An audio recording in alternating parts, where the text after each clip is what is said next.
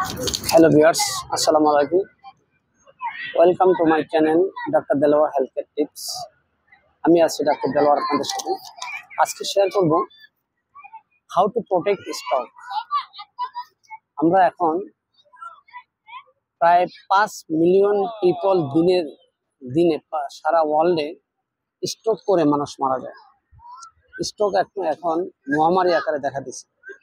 আজকে এই ভিডিওর মাধ্যমে জানিয়ে দিব দুইটা কাজ করলে, অর্থাৎ দুইটা জিনিস যদি চেক দিতে পারেন, দুইটা ডিজিজ যদি চেক দিতে পারেন, তাহলে আমরা স্ট্রোক থেকে মুক্তি পেতে পারেন। যারা আমার চ্যানেলটিতে নতুন আসছেন, চ্যানেলটি সাবস্ক্রাইব করে আমার সঙ্গে থাকুন। নতুন নতুন হেলথ বিষয়ে টিপস পেতে আপনাদের সহায়ক হবে। এবার আসি মূল কথাতে, যে কিভাবে আপনি স্ট্রোক থেকে রক্ষা পাবেন। দুইটা কাজ, একটা হলো আপনার ডায়াবেটিসকে কন্ট্রোল করা, একটা হলো হাই কোলেস্টেরলকে কন্ট্রোল করা। এই দুইটা কাজ যদি করতে পারি তাহলে আমরা এটা থেকে রক্ষা পাবো। তার আগে বলে নেই স্ট্রোক কিভাবে হয়। Mainly brain stroke, heart stroke, এই দুইটা স্ট্রোকের কথাই বলতেছি। এই দুইটা স্ট্রোক হওয়ার কারণ হলো আমাদের শরীরে যতটুকু অত্যাধিক বাজে তেল খাওয়ার পরে একটা প্লেগ জমে, মানে এটা হলো ফ্যাটের একটা প্লেগ, খারাপ ফ্যাট জমতে জমতে একটা প্লেগ, যে আটারি ব্রেনের মধ্যে একটা প্লেগ জমতে। এরকম ব্রেনের মধ্যে আমাদের অনেকগুলা ভেইন আটারি আছে। তো এই ভেইন আটারিগুলোতে আপনার প্লেগ জমতে থাকে। প্লেগ জমে রক্ত চলাচল বন্ধ হয়ে যায়, ওই জায়গাটা ব্লক হয়ে যায়। তখন এটা যেহেতু রক্ত চলাচল, ব্রেন তো রক্ত ছাড়া চলতে পারে না, হার্টও রক্ত ছাড়া চলতে পারে না। তা হার্ট এবং ব্রেনের বিভিন্ন ভেইনগুলোতে আপনার এই প্লেগটা জমা হয়, আস্তে আস্তে ন্যারো হয়ে যায়, এটা ব্লক হয়ে যায়, রক্ত চলাচল হয় না। তখনই রক্ত চলাচল বন্ধ হয়ে গেলে তো আমরা স্ট্রোকে আক্রান্ত হয়ে যাই। তো ডায়াবেটিসের কারণে কিভাবে হয় স্ট্রোকটা, সেটা হলো আপনার ডায়াবেটিসের মূল কারণ হলো ব্লাড স্ট্রিমে আপনার সুগার জমে যাওয়া। সুগার থেকে আলটিমেটলি হবে আপনার সুগার থেকে কনভার্ট হয়ে এটা ফ্যাটে হয়। তো এই ফ্যাটটা তখন আপনার ব্রেনের এবং হার্টের যে ভেইন আছে, আর্টারি আছে, এগুলোতে প্লেগ জমা হয়ে এটা ব্লক করে দেয়। তখন আমাদের স্ট্রোকের সৃষ্টি হয়। আর কোলেস্ট্রল তো আগেই বলছি, কোলেস্ট্রলটা জমতে জমতে প্লেগের সৃষ্টি হয়। এই কারণে এই কোলেস্ট্রলের কারণে আপনার এই প্লেগটা হয়, আর এটা হার্ট স্ট্রোকের ঝুঁকি বাড়ায়। তো আপনি যদি আপনি স্ট্রোককে প্রতিরোধ করতে চান বা স্ট্রোক থেকে মুক্তি পেতে চান, তাহলে আপনাদের এই দুইটা কাজই করতে হবে। একটা হলো ডায়াবেটিসকে চেক দিতে হবে, আর একটা হলো হাই কোলেস্ট্রলকে আপনাকে চেক দিতে হবে। হাই কোলেস্ট্রলের মধ্যে একটা হলো এইচডিএল, হাই ডেন্সিটি লিপোপ্রোটিন, আর একটা হচ্ছে low density lipoprotein. High density লিপোপ্রোটিনটা আমাদের স্বাস্থ্যের জন্য ভালো, এটা সর্বনিম্ন থাকতে পারবে 50 মিলিগ্রাম। আর হলো আপনার এলডিএল, যেটা লো ডেন্সিটি, এটা থাকতে হবে 130 থাকলে এটা ভালো, কিন্তু সর্বোচ্চ 200-র উপরে গেলে এটা আমরা স্ট্রোকের ঝুঁকি বাড়িয়ে দেয়। আজকে আমরা জানবো কিভাবে আমরা ডায়াবেটিসটা কন্ট্রোল করতে পারি। ডায়াবেটিসটা কন্ট্রোল করতে হলে আমাদেরকে প্রথমে হলো লাইফস্টাইল চেঞ্জ করতে হবে। ডায়াবেটিস কোনো রোগ না, ডায়াবেটিস কন্ট্রোলেবল, এবং যাদের হয়ে গেছে তারা কন্ট্রোল করতে পারবেন। আর আমি কিছু লাইফস্টাইল চেঞ্জের কথা বলবো, এগুলো করলে আপনারা এটা থেকে মুক্তি পাবেন, চিরদিনের জন্য আর হবে না। নাম্বার 1 হলো এক্সারসাইজ। এক্সারসাইজ করলে আপনার রিডিউস করতে পারেন, আপনার বডি ফিটনেস ধরে রাখতে পারবেন। এবং সুগারটা আমরা যে কার্বোহাইড্রেট খাই, অতিরিক্ত কার্বোহাইড্রেট খাই, এটা ফুয়েল হয়ে যায়, বার্নিং হয়ে যায়। যেমন আমরা ফিজিক্যাল অ্যাক্টিভিটিস করবো, কাজ করবো, আপনি জিমে যে এক্সারসাইজ করবো, তখন এটা বার্ন হয়ে যায়। তারপর হলো আপনার কার্বোহাইড্রেটটা রিডিউস করতে হবে। কার্বোহাইড্রেট আমরা অতিরিক্ত কার্বোহাইড্রেট, সাদা ভাত, সাদা চিনি বা সাদা আটা, এগুলো খাই, এগুলোতে অত্যাধিক এবং পিওর কার্বোহাইড্রেট, এগুলাকে গিভ আপ করতে হবে। আপনাকে মিক্সড কার্বোহাইড্রেট খেতে হবে। তারপর আছে স্লিপ। আমরা অনেক সময় লাইফস্টাইল কারণে ঠিকঠাক মতো ঘুম যায় না। ঘুমের সঠিকনেসের কারণে একটা প্রাপ্তবয়স্ক লোকের 8 ঘন্টা ঘুম লাগে, বা মিনিমাম 7 ঘন্টা লাগে। কিন্তু এটা থেকে আমরা ব্যাহত করি, সাউন্ড স্লিপ না হয়, তাহলে আমাদের ডায়াবেটিস হওয়ার সম্ভাবনা আছে। তারপর আছেন ওয়েট লস। আপনারা অনেকে কার্বোহাইড্রেট বা বিভিন্ন জিনিস, ফ্যাটি ফুড, বাজে ফ্যাট খেতে খেতে বডিতে ফ্যাট জমে আছে, ফ্যাটের মধ্যে চর্বি জমে আছে, এবং বডির ওয়েট আপনার হাইটের ওয়েট অনেক বেশি, তাহলে এই ওয়েটটা যদি রিডিউস করতে পারেন তাহলে আপনার ডায়াবেটিসের ঝুঁকি থেকে বাঁচতে পারবেন। 100% আপনাকে ওয়েট কন্ট্রোলে রাখতে হবে। এর জন্য ডায়েটিং করতে পারেন, এর জন্য রোজা রাখতে পারেন, এর জন্য এক্সারসাইজের বিকল্প নাই, আপনি জিমে যে এক্সারসাইজ করতে পারবেন।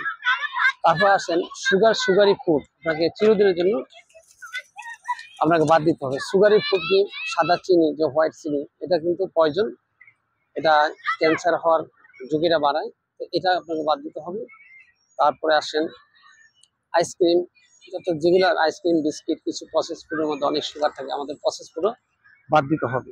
তারপর ব্যাড অয়েল, আমরা যে বাজারে যে তেল খাচ্ছি এগুলো খারাপ তেল, এই খারাপ তেলগুলাই বার্ন হয় না, আমাদের শরীরের মধ্যে জমা হয়, লিভারে জমা হয়, আমাদের পেটের মধ্যে জমা হয়, স্টোমাকে জমা হয়, বেলিতে জমা হয়, তো আমাদের ওয়েট গেইন করে। এই ফ্যাটগুলা আলটিমেটলি এগুলা সুগার হয়ে যায়, ফ্যাট জমে, সুগার থেকে ফ্যাট জমে। এগুলা আমাদের এই ব্যাড অয়েল, যেমন সয়াবিন তেল, তারপরে হলো আপনার কি হলো সয়াবিন তেল, তারপরে আপনার সূর্যমুখী তেল, এগুলা বাজে তেল। আরো কিছু তেল আছে, এই তেলগুলো রাইস ব্র্যান্ড তেল, এগুলো সম্পূর্ণ বাজে তেল। তেল খাইতে হবে সরষের তেল, olive oil, coconut oil, butter এবং অর্গানিক ঘি। এই খাবারগুলো আপনাকে খেতে হবে। এই খাবারগুলো খেলে, এই ফ্যাটগুলো খেলে আপনার এই বাজে ফ্যাটগুলো শরীর থেকে বের হয়ে যাবে। যে গুড ফ্যাটের প্র্যাকটিস করতে হবে, যে এক্সট্রা ভার্জিন কোকোনাট অয়েল সকালে খালি পেটে খেতে হবে, অলিভ অয়েল খেতে হবে, অলিভ অয়েল দিয়ে রান্না করতে পারেন, সরষের তেল দিয়ে রান্না করতে পারেন, অথবা কোকোনাট অয়েল দিয়ে রান্না করতে পারেন, বাটার, ঘি বা অর্গানিক ডিম, তারপরে অ্যাভোকাডো, এই ফ্যাটগুলো হলো গুড ফ্যাট। এই গুড ফ্যাটগুলো আপনাকে গ্রহণ করতে হবে। তারপরে আসেন স্ট্রেস। আমরা স্ট্রেসের কারণে একটা কর্টিসল নামে হরমোন সিক্রেশন হয় আমাদের বডিতে। এই স্ট্রেসটা যত বেশি নেবেন, কর্টিসল প্রতি বেশি সিক্রেশন হবে, আপনার যে কার্বোহাইড্রেট খাবেন কার্বোহাইড্রেট থেকে ফ্যাট কনভার্ট হয়ে আপনাদের বডিতে জমা হবে। ঠিক আছে, এই ফ্যাটের কারণে আমরা প্লেগ হবে, প্লেগ জমবে, তারপর আপনার স্ট্রোকের ঝুঁকি বাড়াবে। এখন এটা থেকে যদি রক্ষা পেতে চায় তাহলে আপনাদের অবশ্যই ফাস্টিং করতে হবে। যারা মুসলিম তারা সপ্তাহে 2টা রোজা সোমবার এবং বৃহস্পতিবার রাখতে পারেন, অথবা ইন্টারমিডিয়েট ফাস্টিং করতে পারেন। আপনার 6টার মধ্যে যদি দিনের রাতের খাবারটা শেষ করেন, পরের দিন 12টার সময় যদি আপনি আবার নাস্তা করেন, তাহলে এই যে একটা ফাস্টিং, এর মধ্যে শুধু পানি খেতে হবে, এটা হলো ইন্টারমিডিয়েট ফাস্টিং। এই ফাস্টিংটাও আপনি করতে পারেন, এটাও উপকারী। তারপর আসেন apple cider vinegar. Apple cider ভিনিগারটা আপনার যে কার্বোহাইড্রেট আমরা খাচ্ছি এটাকে ডাইজেশনে স্লো করে দেয়। অ্যাপেল সিডার ভিনিগার, যেটা এই অ্যাপেল সিডার ভিনিগারটা আপনারা নিতে পারেন সকালে খালি পেটে একবার, এবং রাতে খালি পেটে খাবার খাওয়ার আগে, অর্থাৎ আধা ঘন্টা কি 1.5 ঘন্টা আগে বা 40 মিনিট আগে আমরা এই অ্যাপেল সিডার ভিনিগার এক পর্ক, যে সিপিটা আছে সিপিটার 1 সিপি 250 ml পানির মধ্যে দিয়ে মিক্সড করে একটু লেবুর রস দিয়ে মিশিয়ে খাইতে পারেন, তাহলে ভালো। এটা খাওয়ার অভ্যাস করতে পারেন। তারপর হলো সফট ড্রিঙ্কস, জুস, যত সফট ড্রিঙ্কস আছে, জুস আছে, এগুলা হাই সুগার, ফরেন্সিক সুগার দ্বারা তৈরি, অর্থাৎ এগুলা খেলে ডায়াবেটিস হবে, এগুলাকে আপনাকে অ্যাভয়েড করতে হবে। তারপর হলো মিষ্টি ফল, যেটা অনেক সময় আমরা না জেনে খেয়ে ফেলি। মিষ্টি ফল অতিরিক্ত খাওয়া যাবে না, যাদের ডায়াবেটিস আছে তারাও এটা কন্ট্রোল করে খেতে হবে, যে ফলগুলা মিষ্টি এগুলো একটু অ্যাভয়েড করতে হবে বা পরিমাণে কম খেতে হবে। এটা হলো, যদি আমরা এগুলা মেনে চলতে পারি ইনশাল্লাহ ডায়াবেটিস থেকে আমরা বাঁচতে পারবো। অর্থাৎ ডায়াবেটিস যদি আমরা কন্ট্রোল করতে পারি তাহলে স্ট্রোক থেকে আমরা বাঁচতে পারবো। সেকেন্ড থিং হলো হাই কোলেস্ট্রল। তো হাই কোলেস্ট্রলটা একটা ফ্যাট, এই ফ্যাটটা আমাদের বডির জন্য দরকার, কিন্তু অতিরিক্ত হলে, যেমন 200 ml বেশি যদি হয়ে যায় তাহলে এটা ক্ষতিকর, এটা স্ট্রোকের ঝুঁকি বাড়াবে। মিনিমাম আমাদের 130 দরকার। তো এটা কি কারণে হয়, আগে বলছি যে বাজে তেল, ডায়াবেটিসের কারণে আমাদের বলছি বাজে তেল যদি আপনারা খান, বডিতে নেন, কোলেস্ট্রল বাড়বে। যদি ফুয়েল না করেন, ফিজিক্যাল এক্সারসাইজ না করেন, তাহলে এটা বডিতে জমবে, এভাবে জমতে জমতে আমরা কোলেস্ট্রল লেভেল হাই হয়ে যাবে। তোমার রেড মিট খাইলেও বাড়ে। তারপরে অ্যালকোহল, যেমন ব্যাড ফ্যাট যেটা বলছি, বাজে ফ্যাট। তারপরে যে বডিতে যদি ইনফ্লামেশন হয়, যেমন ধরেন আপনি আঘাত খাইলেন, এটা যদি ট্রিটমেন্ট না করেন, অথবা আপনার কোনো জায়গায় ছিঁড়ে গেল, ব্যথা পেলেন, এই ধরনের এগুলো যদি ইনফ্লামেশন হয়, তখন বডি লিভার কি করে, অতিরিক্ত কোলেস্ট্রল সিক্রেশন করে ওই জায়গা হিলিং এর ব্যবস্থা করে দেয়। তো এটা যাতে না হয়, আর যদি এগুলো হয়, আপনার যদি ইনজুরি হয় তাহলে সাথে সাথে এটা ট্রিটমেন্ট নিতে হবে। অ্যালকোহলের কারণে আপনার কোলেস্ট্রল বেড়ে যেতে পারে। অ্যালকোহলের কারণে এটা আমাদের ইয়ে করতে হবে। স্ট্রেসের কারণে আমরা স্ট্রেসের কারণে কর্টিসল সিক্রেশন হয়, এটা আপনার ফ্যাট ধরে রাখে বডিতে। এটার কারণে আপনার কোলেস্ট্রল হাই হতে পারে। তারপর স্মোকিং, স্ট্রেস, স্মোকিং, অ্যাংজাইটি। তারপর অনেকে আছেন এক্সারসাইজ করেন, এক্সারসাইজ মাস্ট করতে হবে। আপনি যদি কোলেস্ট্রল কন্ট্রোল করতে হয় অবশ্যই আপনাকে জিমে এক্সারসাইজ করতে হবে, রিগোরাস, এবং রিগোরাসলি আপনাকে এক্সারসাইজ করতে হবে। তারপরে গুড ফ্যাট খাওয়ার অভ্যাস করতে হবে। গুড ফ্যাট, আপনার যে বাজে ফ্যাটগুলো খেয়েছেন আগে, এই গুড ফ্যাটগুলো এগুলো বের করে দেবে। এর মধ্যে আছে জয়তুনের তেল আছে, অলিভ অয়েল আছে, তারপর আছে কোকোনাট অয়েল, তারপরে আছে বাটার, অ্যাভোকাডো। অ্যাভোকাডো ভালো একটা প্ল্যান্ট বেসড ফ্যাট। এই ফ্যাটগুলো খেলে আপনার বাজে ফ্যাটগুলো বের হয়ে যাবে। আর সাথে সাথে আপনার ফুয়েলিং করতে হবে এক্সারসাইজ করে। তারপর হচ্ছে ডুবো তলে ভাজা যে কোনো জিনিস, যেমন সিঙ্গাড়া, পেঁয়াজু, পাকোড়া, এই জাতীয় খাবার যারা খান তারা অবশ্যই এদের কোলেস্ট্রল হাই হয়ে যাবে। এবং এগুলোর মধ্যে ট্রান্সফ্যাট থাকে, ট্রান্সফ্যাটটাই কোলেস্ট্রলের জন্য দায়ী। তারপর হচ্ছে ক্যান ফুড, ক্যান ফুডে অতিরিক্ত লবণ ইউজ করা হয়, তারপর অতিরিক্ত সুগার ইউজ করা হয়। এই ক্যান ফুডগুলো, এটা can food one kinds of process food, এগুলো আমাদেরকে এবং গিভ আপ করতে হবে। তারপর ফাস্ট ফুড, জাঙ্ক ফুড, এগুলোতে অতিরিক্ত সুগার, অতিরিক্ত ফ্যাট, বাজে ফ্যাট দ্বারা তৈরি করা হয়, এবং ইনঅর্গানিক ফ্যাট দ্বারা তৈরি করা হয়, ইনঅর্গানিক চিজ, বাটার, এগুলো ইউজ করা হয়। অবশ্যই আমাদের চিজ খাবো, ফ্যাট খাবো, ঘি খাবো, তবে এগুলা অবশ্যই অর্গানিক, অর্গানিক ছাড়া খাওয়া যাবে না। অতিরিক্ত লবণ, এটা একটা কারণ, আপনার হাই কোলেস্ট্রলের কারণ, এটা প্রেশার বেড়ে দেয়। তারপরে প্ল্যান্ট বেসড খাবারের প্রতি আমাদের যুক্ত হবে বেশি।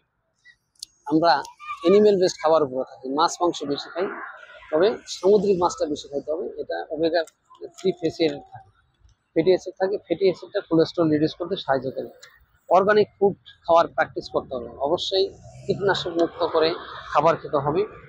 বাইরের খাবার, অনেকে আছেন হোটেলে, নিয়মিত হোটেলে খান, হোটেলে কিন্তু বাজে তেল ইউজ করা হয় এবং খুবই নিম্নমানের তেল ইউজ করা হয়, যেখানে সরষের তেল তো ইউজ করা হয় না। রান্নার কাজে আমরা অবশ্যই সরষের তেল ইউজ করবো। তারপরে রিডিউস স্যাচুরেটেড, স্যাচুরেটেড ফ্যাট আমরা বেশি খাবো, নন স্যাচুরেটেড ফ্যাট যেটা বাদামের মধ্যে থাকে, ওয়ালনাটের মধ্যে থাকে। আর স্যাচুরেটেড ফ্যাট আপনার ক্রিম সহ, ক্রিম সহ যে দুধটা আছে, এই ফ্যাট ফ্রি, ফ্যাট ফ্রি না, ফ্যাট সহ, এটার মধ্যে আপনার স্যাচুরেটেড ফ্যাট থাকে, এটা আপনার কোলেস্ট্রলের জন্য খারাপ।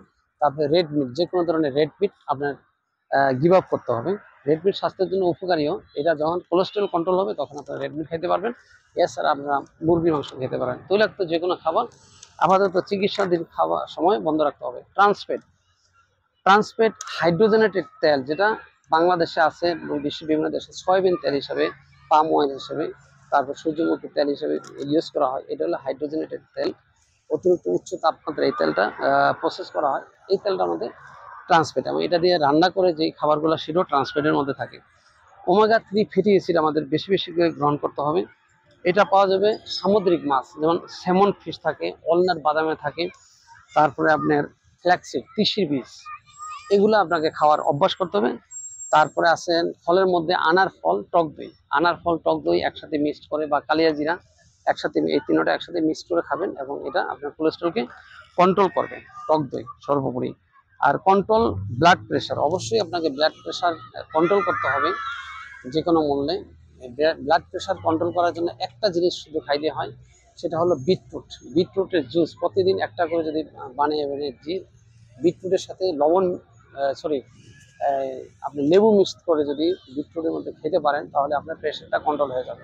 সর্বোপরি যাদের কোলেস্ট্রল মোটেই কন্ট্রোল হয় না তারা আমার সাথে যোগাযোগ করতে পারবেন, আমার নাম্বার দেওয়া থাকবে, আমার হোয়াটসঅ্যাপে কন্ট্যাক্ট করতে পারবেন। এবং আমি দুইটা হোমিওপ্যাথি মেডিসিনের নাম বলে দিচ্ছি, সেই দুইটা মেডিসিন আপনি যদি কন্টিনিউ করেন, সেই দুইটা মেডিসিন নাম আছে এলিয়াম সেটাইবাম মাদার টিংচার, আর একটা হলো ক্রেটেকাস,